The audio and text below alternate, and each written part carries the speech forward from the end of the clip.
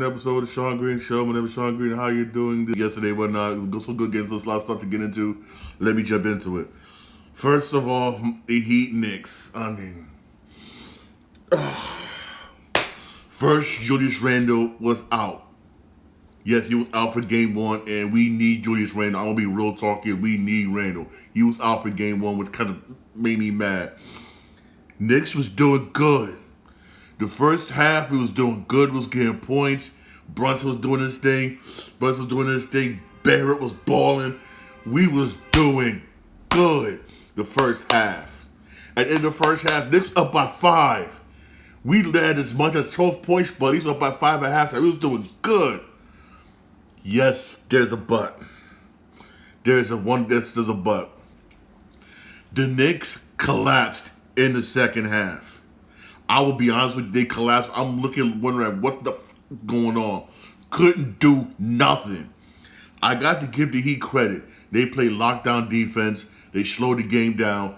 We couldn't do nothing. At this point, it's a time where we need Julius Randle. For times when Knicks have this type of problem, we need Julius Randle, but he was out. But I get this too. Jimmy Butler again was balling. Jimmy Butler again was balling. Jimmy was doing his thing. Again, this is why we need Julius Randle. Because Julius Randle could handle Jimmy Butler. But again, the Knicks, man. Knicks being Knicks, man. And we're at home.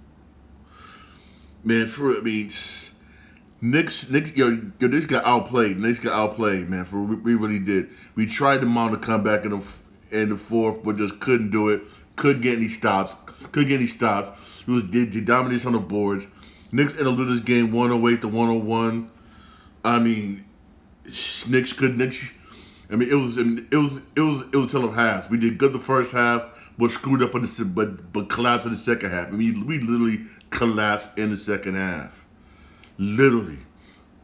But Jimmy Butler, man, I gave it to Butler. Butler was balling. Jimmy Butler had 25 points, 11 rebounds.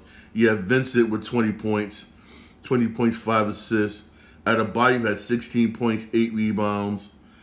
Then you had Lowry, 18 points off the bench. Lowry, 18 points off the bench. And he was 3 for 6 from 3-point range. He was hitting them shots. In the second half. They got production. My Knicks, man. My man Barry, he had 26 points. He was balling. He had 9 rebounds, 7 assists. Brunson had 25 points. You had Q Topper with 18 points. You had Hart, he had 10 points, but he needed to do better. Man. Come on. But at least he had 8 rebounds.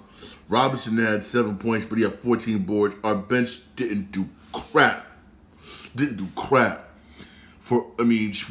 we're down 1-0. We got to do better the second half. Second game. Hopefully the next game we have Randle, man, for real. We need to do a much better job, man. I'm being real here. We can beat Miami, but we just gotta play better. Hopefully we get in the next game, and our bench gotta step the hell up, man. For real, man. Damn.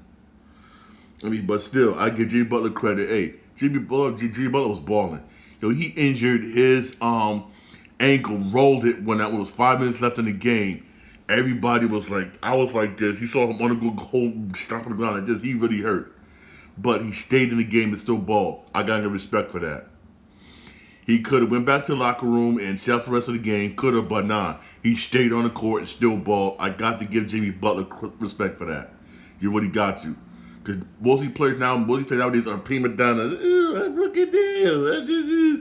Don't want to sit there, go back in the locker room. But Jimmy Butler, hobbling and everything, stayed on the court and was balling his ass off. I got to give him credit, for real. Excuse my language, but I got to give him credit. Next game was Kings and Warriors. Again, just like the Knicks game, first half, it was close. Kings was balling, Warriors was balling. It was kind of close. It really was. At halftime, Warriors had 56. Kings had 58.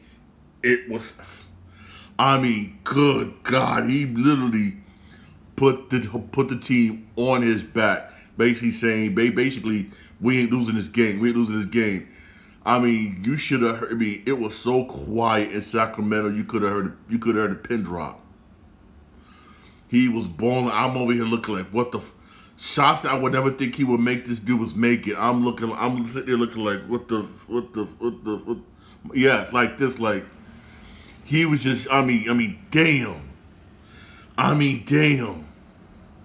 He was just. Whew. I said, man. You saw he. I'm gonna say this, man. He's probably the best shooter I've seen in a long, long time. Literally the best. He had 6 rebounds, 8 assists. He did somewhat good. He did somewhat alright. But the bench for what the bench pulling him didn't do nothing. Hey, Golden State advances. They go on to face the Lakers. I'm gonna say this. Klay Thompson gotta play better. Poole and Payton gotta do something coming off the bench. You gotta do something. Because you're going against the Lakers now, LeBron James and them. You're gonna have to step the hell up, for real. And for real. I mean, I'm not gonna lie. They're gonna need Looney whatnot to keep grabbing them rebounds. He's gonna have a tough time doing it whatnot because AD been dominating the post. And then Poole and Payton's gonna need to come off the bench and make shots. Because you know the Lakers whatnot are gonna double up on Curry. You know, what's likely they're gonna put LeBron on him, which I don't blame him. Which I really don't blame him.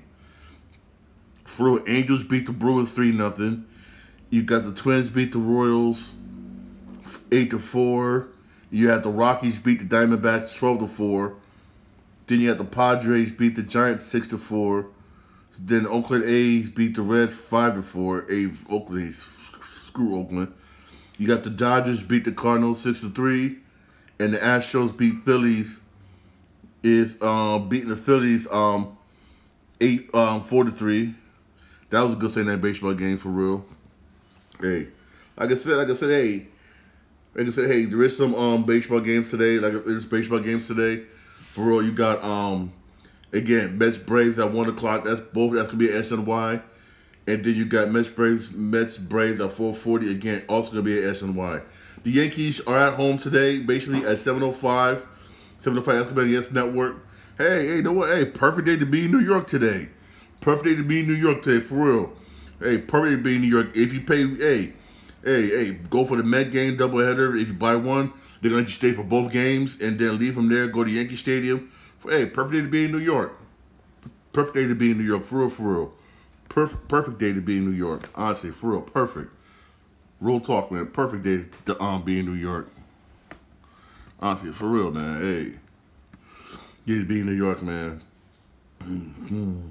Also, don't forget whatnot. You got more of the draft whatnot for Monday Night Raw. That's gonna be tonight, Monday Night Raw. More of the draft. Hey, don't get checked that out at 8:00. At 8:00 for real. That's gonna be hot. That's gonna be hot for real. I'm definitely gonna check that out. I'm definitely gonna check that out for real. Also, Silver Baseball, an update on Bruce Harper. He's supposedly going to be making his debut this Tuesday as a DH. Basically, that's good for the Phillies because the Phillies do need him back. He's much needed for the Phillies. Basically, he was one of the main reasons why they made it to the World Series last year and went on a huge run that they did. He's one of the main reasons. Basically, he's as good as coming back, especially coming back with Tommy John surgery. Whew. Trust me, they really do need him back. They really do basically need him back in the worst way, for real. Also, I'm switching gears here, right? Switching gears here. This is new movie coming out this year on Hulu, basically in May. It's May 19th. Me personally, I think it's gonna suck. I saw the trailer. I look at the trailer. I'm like, I'll give it a shot, but to me, it's not all that appealing. It's White Man Can't Jump. It's not going to be a TV show. It's going to be a full-fledged movie. Thank you, God. But still, after watching the trailer, I'm not sure. I'm not sure about it, for real. I mean, it does, so far, I'm looking at it, it doesn't have that appeal, basically, as the original White Man Can't Jump had.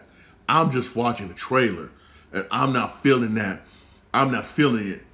I mean, you know what I mean when versus Woody Harrelson and Wesley Snipes, they had that chemistry. I don't feel that same chemistry with these two dudes. Dude, I really, really don't feel that chemistry. And plus, remember, Woody Harrelson plays that dude basically, they were hustlers. They were hustling on the court. You don't see that so far in the trailer. You really don't. You really don't. I mean, both Woody Harrelson and Booth, they're both hustling. Because that's what people did back then when I was growing up on the basketball court. That was their hustle. That was their job. You don't really see that, basically, we in the trailer. You really don't. I'm not going to front. Maybe they're trying to go a different direction. Cool. But so far, I don't really see that. Do we see that magic? I really don't. I'm not going to front. It seems like you took the same plot, basically, same plot that was from the original, but you just changed certain things with it to try to dress it up and make it modern. But doing that's not going to work. It really isn't. And that's what I'm seeing basically from this. Basically, I watch the trailer. I watch the trailer, I'm looking like, I remember this scene, this from the original, or this is from the original, this is from the original, this is from the original. I'm noticing everything where I'm like I can tell I'm watching the trailer, I'm already bored. Why? Because I watched the original Wesley Snipes. This is how the movie's gonna be. I'm dead serious. If you've seen the original, you may be upset. I'm just saying that just by watching the trailer. I'm being dead serious. Seems like you didn't put no effort into the damn film. That you just took the movie. Okay, let's just add this, take away this little bit, and take away a little bit. That's all all you did. You got two actors you could tell that don't have that chemistry, basically. And trust me, again, because on May 19th on Hulu, check it out. I'm guarantee you it's not going to be that good. I'm not going to fucking lie. I'm not going to lie to you. Excuse my language. Also, basically, coming back to Hulu, basically, which I'm happy this is coming back. It was edgy. Yes, it was. I mean, whoo. It was edgy, but it was funny and it was good. I'm happy to bring it back. Also, Hulu's bringing it back. This is one of my all-time favorite cartoons. I'm definitely going to be watching this. Yes, I love cartoons. You would judge me, go ahead and judge me. They're bringing back, are they bringing back King of the Hill? I like the King of the Hill. King of the Hill was funny. It was a good cartoon. It was done by the same guy that did Beavis and Butthead. It was well done, entertained. Real talk, I can't wait for King of the Hill to come back. That's something I enjoyed when I was a kid, watching it all the time when I was a kid. Basically, it seems like they're bringing back all the cartoons that was around when I was a kid. Why? Because those were the best cartoons. Why? Because when they wrote them and did them, you had actually skilled writers who had imagination and creativity when they did them. The writers nowadays have no imagination, no creativity. None whatsoever. That's why you start bringing back stuff that I grew